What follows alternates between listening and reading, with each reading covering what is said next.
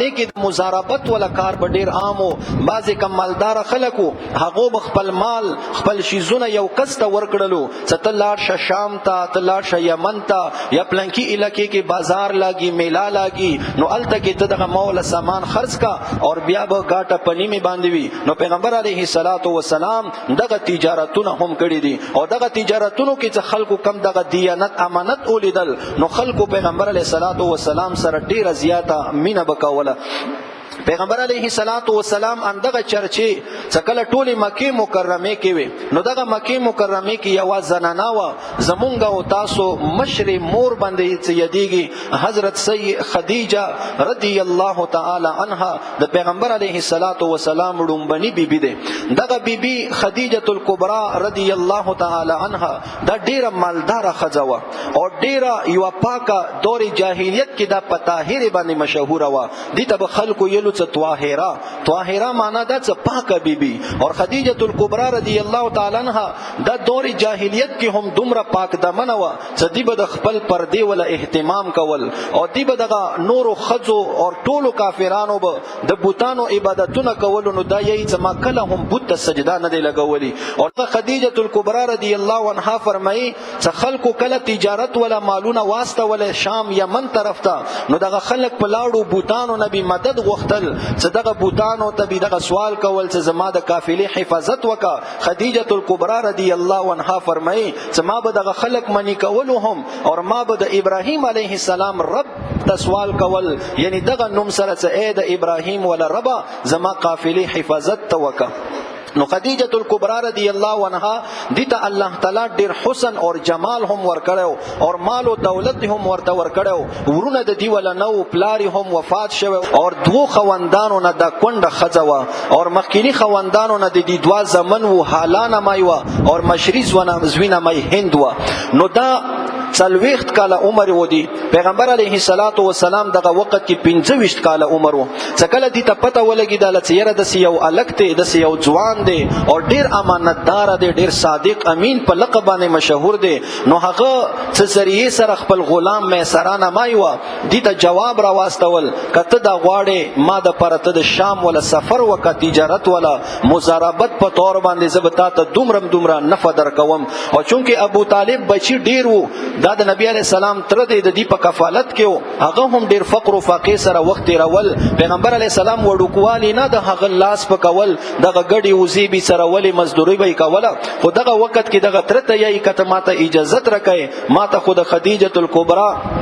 د طرف نه دغه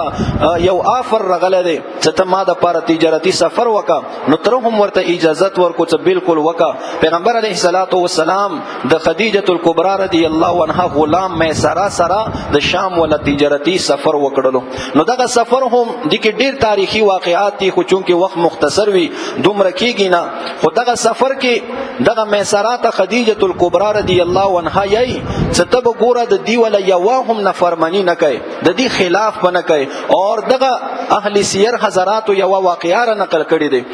چې مکه مکرمه کې یو ورځ مقرره و چې هغه ورځ کې به د ښځو ولا رغونډه بکیدله چې دغه ښځې به جامع شولې هلته کې به نرینا بالکل نه راتللو. دغه بیت الله شریف سره بالکل خوا و شا کې هلته به نر سړی نه راتلو، ټولې به زنانه را جامع شوې او دغه زناناو به بیا خبرې اترې کولې چې وخت دو دپاره مقرر و. نو چې دې کې یو نصراني راهب راغللو. هغه نصراني راهب دغه ښځې متوجه کړي، کتابونه ورسره او دغه ښځو ته آواز کوي چې ای د مکې مکرمې زناناو، ای د قریشو زناناو، تاسو را جمع شویو څه خبرې اترې کوو. خو زه تاسو ته یوه خبره کوم، زما خبره غور سره واورو. چې دغه زمانه دا د نبی آخر الزمان ولا زمانه دی او دغه علاقه دا د نبی آخر الزمان ولا علاقه دی. هغه پیغمبر هغه به دغه ځمکې ته رسي او اندغه یو څو کالو کې به هغه راوچتېږي، الله به ورته پیغمبري ورکوي. نو چې دغه خبرې چې کله دی واقع نو دغه مکې مکرمې دغه نورو زنانو دا ورټل ورته چې ته چېرته نه راغلې دغه ښځو ته شبه اووزه ټولو ښځو دغه وبستل. او دغه خدیجه الکبرى رضی الله عنها دا خو چونکې دوو خوندانو نه کونډه ښځه پاتې شوې وه او دې ته ډېرې رشتې به راتللې غټو سردارانو وله. خو بس دې ویلو چې زه نور واده نشم کولی، دوه خوندان خاندان مو وفات شو 2 زمن مشتا مال او دولت را سره ډیر دی څه کوم نوري رشته نو دې څه کله دغه راهب ولا د خبره واوریدا نو دا یې زما زړه کې یو ځای جوړ کو چې اور بیا دا ویلو چې هغه خزه ډیره خوش نصیبه ده چې هغه خزه دغه نبی اخر الزمان ولا بیبي جوړ شي نو چې دغه خزه خو ورټل دی وشړل خو سما دغه خبره مزغو واخسته زما زړه کې ځای جوړ کو چې ما الله نه سوالونه کول چې اې د ابراهیم ولا ربا دغه نبی اخر الزمان خو ماته نصیب کې ما د دی ولا بیبي جوړه کې نو چې ما بشپاورس اندغه سوالونه کول شپاورس اندغه سوالونه او چې کله بیا نبی علیہ الصلوۃ والسلام دغه تجارتی سفر باندې لاړو هغه غلام میسره د لارې هغه واقعات ورته بیان کو لکه نستوره یو راهب سره ملاقات او پیغمبر علی السلام څخه کله ویلې د هغه مبارک سترګې د هغه مبارک چهره او د هغه اخلاق او بیا دغه نستوره راهب یې تاسو دغه قافله څخه التن روانه و نو چې ما یو بوټه قتل څخه هغه به دغه پیغمبر د ټیټیدل او اندرنګ ما ورب قتل څخه دغه سخته ګرمي دی او بیا دغه قریش او قافلې ته یې تاسو اوس وګورو چې دغه څومره سخته ګرمي دی نور تیز دی پتا سو ټولو باندې ګرمي دی او دغه الګ دغه ځوان څه دی دی باندې وګوره سورې دی دی باندې ګرمي نشتا څکله هغه قریش وکتلو چې یقینا نو درنګي او به ورته ویلو چې دغه الګ دا به نبی اخر الزمان وي دی ته الله تعالی پیغمبري ورکي او دنه مدغه تجارت کې پیغمبر علی السلام ډیره نفع وکړه خلکو به قسمونه خوړلو د بوتانو په نامو باندې دی باندې به سودې خرڅولې پیغمبر علیه الصلاۃ والسلام اجته هم قسم نه دی خوړلې چې یو سړی ورته ویلو چې ماته لات اور منات په نوم قسم وخوره دغه سامان به در نزو واخلم کنه وی نه اخلم پیغمبر علیه الصلاۃ والسلام ورته و فرمایل ما لات منات نوم نه هم نفرت ته هغه نه ز پڅنګ باندې تیری کم به د هغه په نوم باندې ز قسم وخورم نه خورم ز قسم نو یې هغه کس یې چې څنګه سړی دا ټول خلک په قسمونو باندې سودې خرڅي نو به هر حال پیغمبر علیه الصلاۃ والسلام دغه سفر کې ډیره زیاته ګټه وکړه او څکله دغه مکه مکرمه ته واپس راغلو خدیجه رضی الله تعالی عنها ته دغه غلام میسره دغه ټول واقعات تیر کو دغه نصرانی راهب ولا خبره او دغه لارې کې چې څه هم لیدلیو او د دې امانتداري دیانت او دې هغه ریښتونواله ریښتیا خبره نو دا ټولی څکله خدیجه رضی الله عنها ته بیان کو ورقه ابن نوفل دا یو نصرانی عالم د تورات انجیل او د خدیجه رضی الله تعالی عنها د ترز ویو دا هغه څخه لاړه مشوره ور سره کوي چې د سیده یو سړی د محمد صلی الله علیه وسلم نامای دی او ته ما خو زړه غواړي خزه دي سره رشتہ وکم نو ورقه ابن نوفل ورته یې چې دا د صفات دي نو دغه سړی خطا نه کې کتا سره رشتہ وشي دا هغه سړی دی چې الله به دې ته پیغمبري ورکي نو دغه خدیجه رضی الله عنها څخه راغله نو د دې و عملګری و نفیسانه مایوه د هغه په خلی باندې پیغمبر علیه الصلاۃ والسلام ته د رښتې پیغام واستول پیغمبر علیه الصلاۃ والسلام هغه د بعد خپل ترونو سره ابو طالب سره مشوره وکړه زماته د سید رښتې فرمایش راغله ده نو هغه هم دا منظور کړله او بیا د هغه ځکه د رښتې ولا دستور طریقه بداوه چې د خځه ولا مشران به هم رجام شو او د سړی ولا مشران به هم رجام شو او د خځه ولا کور ته بلاړلو او الته کې به دغه رشتہ د جوړوله او ژنه چې چا ودوي هغه به د ځیته نتلو نو پیغمبر علیه الصلاۃ والسلام یو تر ابو طالب او یو تر حمزه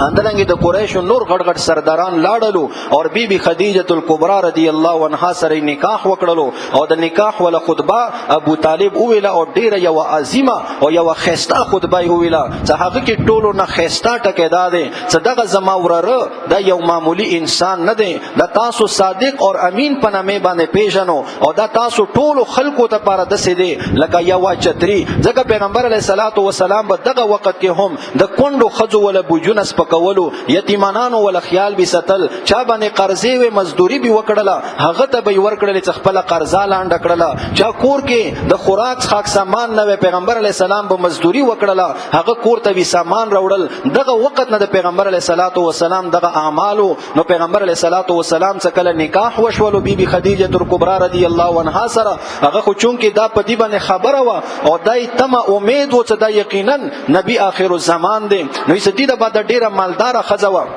نو دی دغه خپل مال کور هر یو شیز هغه پیغمبر علیه الصلاۃ والسلام د لپاره وقف کو. زما څه شی هم دی هغه ټول د نبی علیه الصلاۃ والسلام دی. بیا نبی علیه الصلاۃ والسلام څخه خدیجه رضی الله عنها خپل کور هغه پیغمبر علیه السلام ته وقف کو. پیغمبر علیه الصلاۃ والسلام به دلته کې پاتې کېدل. اول زوی د پیغمبر علیه السلام پیدا شو چې هغه نامه وقاسم، هغه د واجب نبی علیه السلام په ابو القاسم باندې مشهور شو. دویمه لوري زینب پیدا شو، دریمه لوري رقیه پیدا شو، دویمه لور رقیه، دریمه لور ام کلثوم، څلورمه لور هغه فاطمه رضی الله عنها. څلور لوري او یو مشر زوی چې قاسم نامه و هغه څه کله په ګرځېدو باندې شو نو هغه عمر کې هغه وفات شوه دی. او بیا اخیری زوی ورته الله تعالی عبد الله ورکو چې دا په طیب او طاهر نامې باندې مشهور وو. دا وډوکوالی کې وفات شو. نو دا د پیغمبر علیه الصلاۃ والسلام و د بعد ژوند او بیا د بعد ځواني هم ډیره خسته تیر شوی دی.